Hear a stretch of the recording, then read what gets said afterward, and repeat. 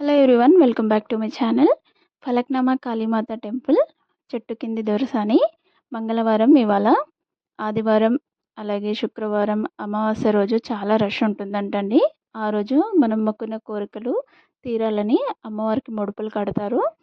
మిగతా రోజుల్లో రష్ తక్కువే ఉంటుందంట.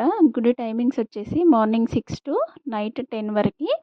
మేము వెళ్ళినప్పుడు అమ్మవారికి హారతి అవుతుంది. చాలా బాగుందండి అమ్మవారు.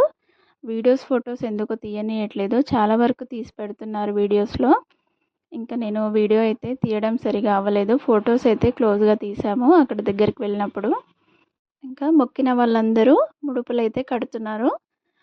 ఇలా నిమ్మకాయ దీపాలు, గుమ్మడికాయ దీపాలు వాళ్ళు ఎలా మొక్కుకుంటే అలా అన్నీ పెడుతున్నారు. ఆ ముడుపులు కూడా కడుతున్నారు. చూడండి చెట్లకి ఎన్ని ముడుపులు ఉన్నాయో.